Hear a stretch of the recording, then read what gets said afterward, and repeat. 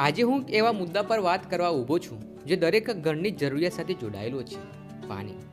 આ પાણી તમને ઘરે બેઠા તમારા નળમાં આવશે. રિંગ બોરનું પાણી એટલે જીવન. પાણી વગર માણસ, પશુ, ખેતી કંઈ શક્ય નથી. સરકારે ગામડાના લોકો માટે વર્ષોથી સરકારી રિંગ બોર બનાવ્યા છે. આ બોરનો હેતુ શું હતો? ગામના દરેક માણસને પાણી પીવાનું મળે, કોઈને તરસ્યા ન રહેવું પડે, ગામનો વિકાસ થાય. આ બોરનું લાઇટ બિલ પણ સરકાર ભરે છે. એટલે આ બોર કોઈ વ્યક્તિનો નથી, આ બોર આખા ગામનો છે.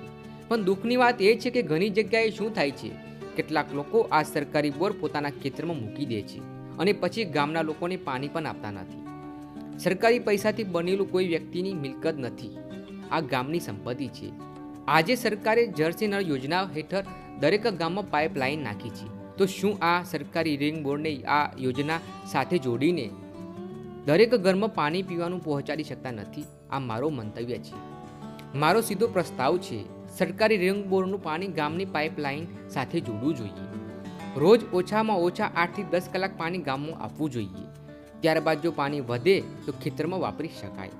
ગામના લોકો મત આપ્યા છે ઘરે બેસીને સેવાઓનો લાભ લેવા માટે, એટલે ગામના લોકોને પાણી મળવું જોઈએ. મહિલાઓ પાણી ભરવા માટે ભટકવી ના જોઈએ. સરકારી બોરનું પાણી ખેતરમાં વપરાય તો એ ન્યાય નથી, તે અન્યાય છે.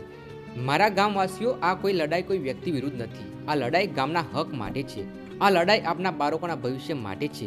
ચાલો આપણે સૌ મળીને માગણી કરીએ ગામનું પાણી ગામના લોકો માટે. જો આપણે એક થઈશું તો અવાજ ઉપર સુધી પહોંચશે અને ન્યાય જરૂર મળશે. હું ચોક્કસ તમને મદદ કરીશ. તમારા ગામમાં સરકારી રિંગ બોર છે અને પાણી મળતું નથી તો અમને જાણ કરો. હું તો જાઉં છું મારા ગામમાં અને અરજી કરીશ કે મારા ગામમાં જેટલા પણ રિંગ બોર છે તેમનું પાણી પાઇપલાઇનમાં નાખો. આવી જ અવનવી માહિતી જાણવા માટે મારું પેજ ફોલો કરો. દિલીપસિંહ ચૌહાણ, વંદે માતરમ.